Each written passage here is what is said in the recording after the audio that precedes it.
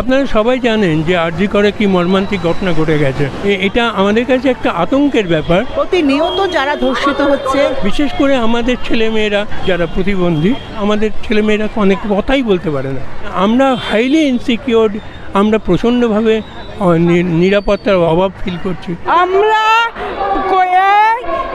বিচার চাই। কোথাও এই ঘটনাটা মনুষ্যত্বকে ধাক্কা দিয়েছে। আমরা প্রতিবন্ধী হতে পারি, কিন্তু আমাদেরও সমাজের জন্য কিছু করার আছে, যাতে আগামী দিনে আমাদের ছেলেমেয়েরা একটা সুস্থ সমাজ পায়, যেখানে অন্তত একটা সুস্থভাবে তারা আমাদের অবর্তমানে নিজের ডিগনিটি নিয়ে একটা ভালো জীবন কাটাতে পারে। শুধু নারীরা না, সবাই আমরা কেউই সুরক্ষিত না। তারা কাজেই জায়গাটাই তাদের তৈরি হচ্ছে না। আমরা চাই এমন একটা সমাজ, এমন একটা পৃথিবী যেখানে রাত্রি 10টা, রাত্রি 12টা, রাত 2টো সব মেয়েরা যেন তাদের কাজ সেরে, তাদের আনন্দ সেরে, তাদের প্রয়োজন সেরে সুস্থভাবে ঘরে ফিরতে পারে। একটা সত্যিকারের বিচার বা ফল যেন পেতে পারে। যারা প্রতিবন্ধকতাযুক্ত নাগরিক, তাদেরকে সমাজ এবং রাষ্ট্র খুবই সমস্যাজনকভাবে দেখে, নারীদেরকেও খুবই সমস্যাজনকভাবে দেখে। কিভাবে দেখব একটা অংশের বঞ্চিত লাঞ্ছিত অংশ কি আরেকটা বঞ্চিত লাঞ্ছিত অংশের পাশে দাঁড়াচ্ছেন আন্দোলনের মধ্যে দিয়ে? প্রতিবন্ধী যারা আছে তারা একটা মার্জিনালাইজ গ্রুপ, সব ধরনের প্রান্তিক মানুষ, যার মধ্যে প্রতিবন্ধী মানুষরাও পড়েন। একজন ডক্টর তার কর্মস্থলে যদি এইভাবে তার পরিণতি হয়, তাহলে আমরা যারা এই প্রান্তিক মানুষরা, আমাদের কি পরিণতি হতে পারে? মেয়েদের মধ্যে যাদের প্রতিবন্ধকতা আছে তাদের আরও বেশি অসুবিধার জন্য। প্রতিবন্ধী মানুষ যারা হয় তাদেরকে দেখাশোনা বেশিরভাগ ক্ষেত্রে মারা করে, বাবারাও করেন, কিন্তু হয়তো কোনো কারণে দেখা যায় যে সেই সংখ্যাটা অনেকটা কম থাকে। প্রথম কথা হচ্ছে যে বিশেষভাবে সক্ষম বলে কিছু হয় না। আমরা প্রতিবন্ধী মানুষ এবং সেইভাবেই আমরা পরিচিত হতে চাই। আমরা কিন্তু প্রতিবন্ধী নই, আমরা প্রতিবন্ধকতা যুক্ত মানুষ। আমাদের প্রতিবন্ধী না ভেবে একটু মানুষ ভাবুন। যাদের প্রতিবন্ধকতা আছে তাদের যে চ্যালেঞ্জগুলো, সেগুলো ভীষণ প্রতিবন্ধকতার সঙ্গে যুক্ত। সবাই যেন সমানভাবে বিচার পায়। প্রতিবন্ধকতাযুক্ত মানুষ সব গোষ্ঠীর মধ্যে আছেন, তারা মেয়েদের মধ্যে আছেন, তারা ছেলেদের মধ্যে আছেন, তারা অন্য লিঙ্গের মানুষের মধ্যে আছেন, তারা আদিবাসীদের মধ্যে আছেন। প্রতিবন্ধী মানুষ কিন্তু কোনো ভিন্ন গ্রহের প্রাণী নয়, তারাও কিন্তু এই সমাজের মধ্যেই, সমাজেরই মানুষ।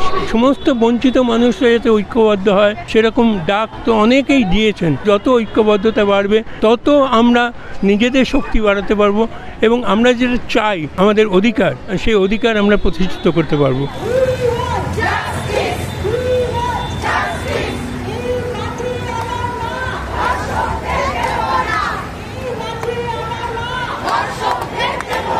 এই ঘটনার পর কি ভয় পাচ্ছ বেশি করে? না, আমরা সাহস পেয়েছি। অভয়ার ঘটনার 3 সপ্তাহ অতিক্রান্ত, বিচারের দিশা এখনো পাওয়া যায়নি। অনেক জায়গায় শোনা যাচ্ছে যে এর পেছনে ক্ষমতাশীল ব্যক্তিদের হাত রয়েছে, প্রমাণ লোপাটের কথাও আমরা শুনতে পাচ্ছি। কি মনে হয়, বড় চক্র এর পেছনে জড়িত? নিশ্চয়ই একটা কিছু তো আছে না? আমি আশ্চর্য হয়ে যাই, মানে এর চেয়ে অবাক হওয়ার কিছু নেই। সিবিআই এসছে প্রায় 2 সপ্তাহ হয়ে গেল, নানা ধরনের বিভ্রান্তিকর খবর বেরোচ্ছে, যাতে মানুষ আরও বেশি করে বিভ্রান্তির শিকার হয়। যেগুলো জানতে পারছি টুকরো টুকরো, সেগুলো মানে খুবই টুকরো। একটা সামগ্রিক চিত্র যে কেন এটা হলো, এর পেছনে কি, সেইটা কিন্তু আমরা এখনো জানতে পারছি না। ব্যাপক মানুষের মধ্যেও এই প্রশ্ন যে আবার সেটা চাপা পড়ে যাবে না তো, যেমন অনেক ক্ষেত্রে হয়েছে।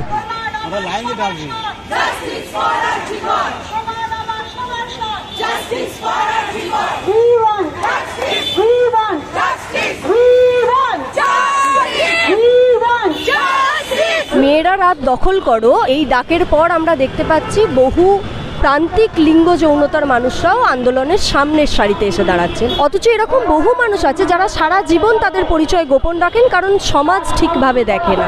কোথাও গিয়ে কি এই আন্দোলন তাদেরকে ভরসা যোগাচ্ছে? এত সহজ ব্যাপারটা নয়, লুকোনোর কোনো নেই। ওই যে হিউম্যান ডাইভার্সিটি, একটা অন্ধকারের ভেতরে তো অনেক সময় দূর থেকে একটা আলোর কিরণ দেখা যায়। আমাদের প্রত্যেকের 2-3টে লেয়ারের আইডেন্টিটি আছে। এটা ঘটনা, এই আন্দোলন তাদের একটা আত্মবিশ্বাস যোগাবে, কিন্তু লং ওয়ে টু গো।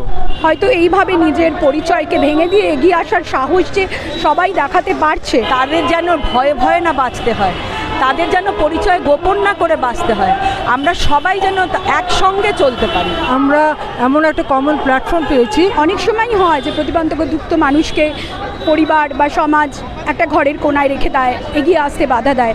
হয়তো এই প্রতিবাদ এইটা আরও যারা এই ঘরের কোণে বন্ধ হয়ে এখনও হয়তো আছেন তাদেরকে সামনে এগিয়ে আসতে সাহায্য করবে, তাদের মনোবল বাড়াবে এবং আগামী দিনে তারাও একটা সুবিচার পাবেন সমাজের কাছ থেকে, যেটা তাদের প্রাপ্য। সমনাগরিকের অধিকার পাবেন, সেটাও তাদের কিন্তু প্রাপ্য।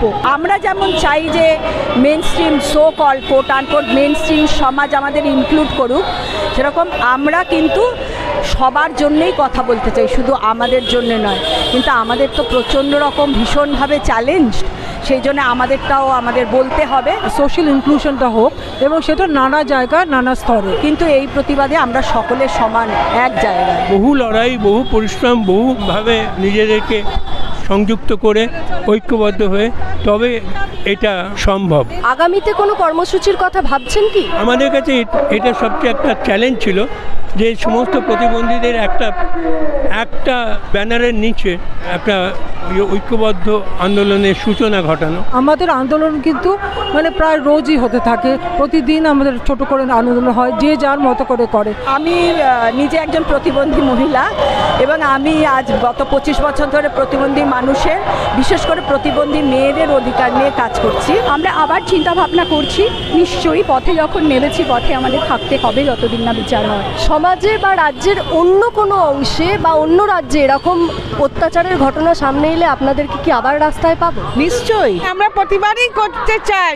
সবার জন্য কাজের পরিবেশ সমানভাবে সুরক্ষিত হোক এবং সবাই মনের আনন্দে নির্ভয়ে সবার সঙ্গে হাতে হাত মিলিয়ে কাজ করুন। আমার নাম কুহু দাস আর আমি ডিসেবিলিটি অ্যাক্টিভিস্ট ফোরামের সেক্রেটারি। মেনদের ভোকেশনাল সেন্টারে কাজ করি। আমার নাম প্রিয়াঙ্কা নিয়োগী। স্নেহা দাস গুপ্ত, আমি এখন বম্বেতে টাটা ইনস্টিটিউট অফ সোশ্যাল সায়েন্সে পিএইচডি করছি। Soumen Upadhyay, west Bengal disability advocacy network. Chaitali Gami. Anand Bhowmik, আমি একজন সমাজকর্মী। মিতু দে, আমি একটা কলেজে অধ্যাপনা করি। শাশ্বতী আচার্য মহারতী।